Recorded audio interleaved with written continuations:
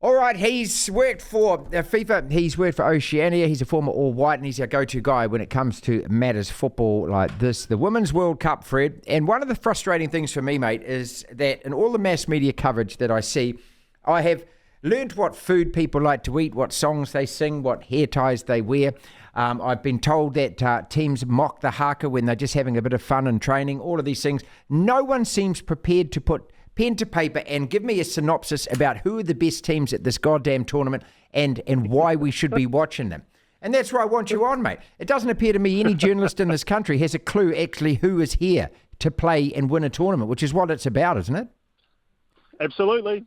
I mean, that'll all start once the first ball's kicked on Thursday night, and then it'll be like a typical World Cup. Everyone will walk around with their, you've been to a few World Cups, mate. You walk around with your schedule, and you sit down, you watch as much football as you can, and you get right into it. And then I think what people will find is that especially the knockout stages of this tournament will be very, very good.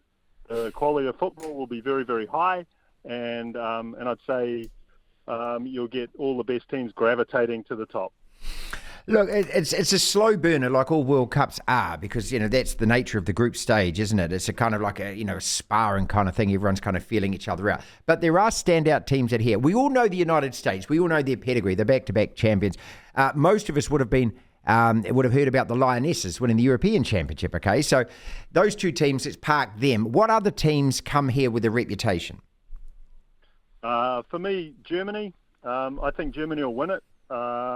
They were runner-up against England in the Euros. I thought they were unlucky. Their best player, Alexandra Popp, was injured, their striker.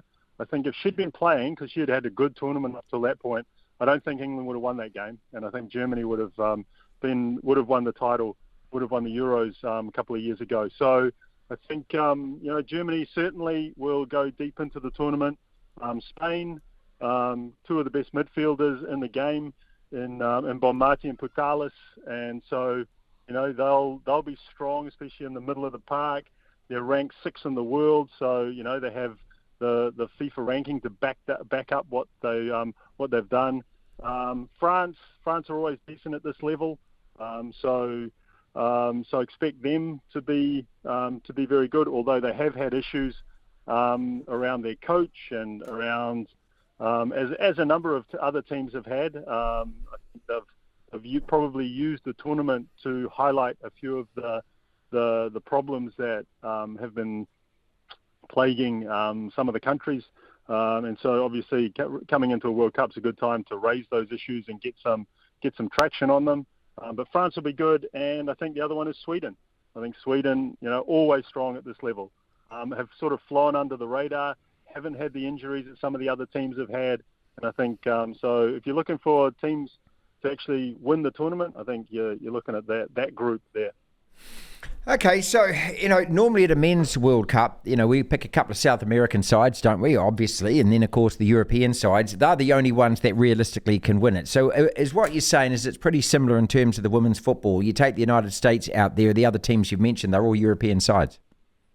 Yeah, I think so. I think, if you're looking for an upset, Australia, they've got some good players.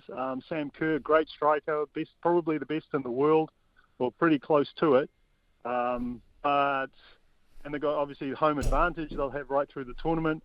I think the depth in that squad may be a step too far, but as an outside chance, yes, Brazil with Marta, her last World Cup, probably a little bit too old. But there'll be a lot of sentimental value for Brazil, similar to Argentina with Lionel Messi, to go out, try and send Marta out on a real high. I think, and the other one is Canada, but I think Canada probably hit their peak 4 years ago and are on a bit of a downward slide at the moment. Those probably, if you're looking for an outside bet. You could look at those, and the Dutch, of course. The Dutch are always good. Always good at World Cups. Unfortunately, can never win them though. That's the only problem with the Dutch. So, Exactly. yeah, it's only been decades of Don't mention the misery word of life. choke too early. Well, I mean, I don't want to go back to '74. Your poor father was in. He never got over it, did he? I mean, so. Yeah, right. We know, none of us did. None of us. No. How good are the United States? They're bringing a couple of their veteran players, obviously. This is a team that's gone back to back. Have they been able to rebuild that side? Because you can't have the same players over a period of 12, 8 years or whatever. So, what are their strengths? Yeah, I think, I think their coach, the attitude of the coach has been very good, Vlatko Antonovsky, because he took over from Jill Ellis. They'd done back-to-back World Cup winners. And so, he had a tough task there and didn't get off to a great start.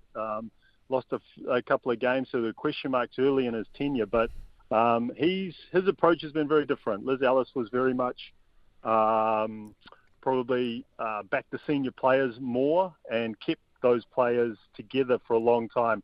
And I think Antonovsky's had to come in and he's had to refresh the squad. And he's done that. So you've got players like Sophia Smith from Portland, who's very, very good. Trinity Rodman, another one, very good down the right flank. But the guts of the side, up front, or in the midfield, you're going to look at Rose Lavelle, who we saw out here playing New Zealand. She technically one of the best players and has that, the vision and the spark to do things out of the ordinary. And up front, you've got Alex Morgan, who bangs in goals. So, the US will be tough to beat. Can they go all the way? I think they'll definitely make the semis. But I think I'm putting my money on Germany. Fred de Jong is with us. We're talking about the Women's World Cup. It kicks off on Thursday. Before we get into the New Zealand group, just as a little aside, I don't know about you, I was really disappointed with Grant Robertson and his glib comments about the ticket sales. Fred, I think any time that any sporting event in this country sells 300,000 tickets, and then you actually say, okay, it's a women's sporting event, and then it's not even a national sport, it's actually women's football, I think that's incredible. To me, that's 1 in 20 New Zealanders have engaged and bought tickets to this, and it's probably going to go higher than that. Are you pleased with those sales? I don't know what people are moaning about. Well, they've sold more tickets to this World Cup so far than they did to the last one. So, and it hasn't even started yet. So, and I think the ticket sales have been, they'll be disappointed because there's been so much talk about this being its massive event and all that sort of thing. But ticket sales are always going to be tough. It's in the middle of winter, and there's a whole bunch of teams in the group stages. There's a whole bunch of teams that no one knows anything about. Like Vietnam. The only reason we know anything about Vietnam is because New Zealand played them the other day. Yeah, it's true. So I think you can. It is a case of this tournament will grow, and especially as people get behind some of the teams, and they qualify, and you get the excitement of teams. As we saw with the Men's World Cup, the last round of the it was brilliant, knockout wasn't it? was of the group stages was amazing. And so that'll fire people up, and then people will want to go. And so I expect that to happen here as well. I think ticket sales, it'd be nice to have full stadiums for every game. It ain't going to happen. But for big games, you'll see USA-Netherlands will sell out. Obviously, the opening game, I'm pretty sure, will sell out. The New Zealand games will sell out. The Australian games will all sell out. So there'll be a bunch of games through this tournament where you get capacity crowds, and I think that for what it is a really good sign. All right, we play Norway to kick it off with. We've got the Philippines and we've got Switzerland, and so roughly 4 points is needed. You've got to get a win, you've got to get a draw, and then that pretty much will get you that sort of second spot in the group. How tough are Norway as an opening opponent? Very hard. Very hard. Right. You're one of the best strikers in the game, Ada Heigelberg. Plays for Olympique Lyonnais. Top player. Caroline Hansen plays for Barcelona, best team in Europe. So they have a smattering of very, very good players. So I would say the expectation for me would be we saw New Zealand play Vietnam the other night and dominate the game and have multiple chances to score. I would say the roles will be reversed for this coming game. I think Norway will dominate the game, dominate possession, will create chances, and I think New Zealand will have the odd odd opportunity to break out of their defensive area. If they can put Norway under pressure early with the crowd behind them, maybe that's our best opportunity to sneak a goal and get a lead and make Norway very nervous. They'll be very nervous about the opening game.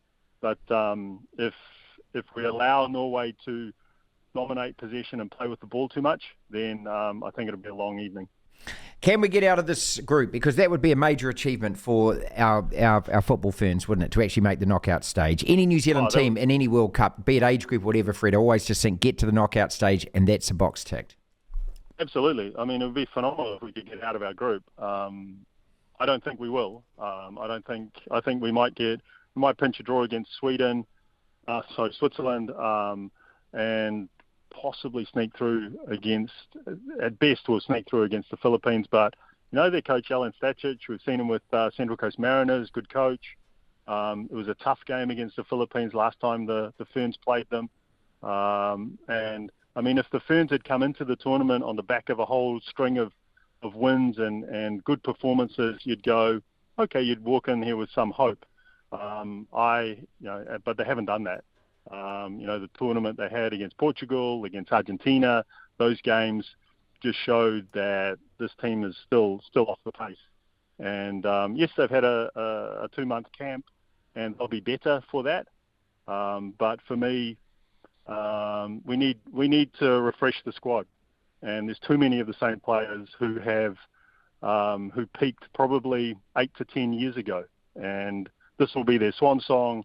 And then they'll move off, and then we'll get to refresh this team. But just now, I think we've got we're not at the level of enough teams to put in to get out of the group.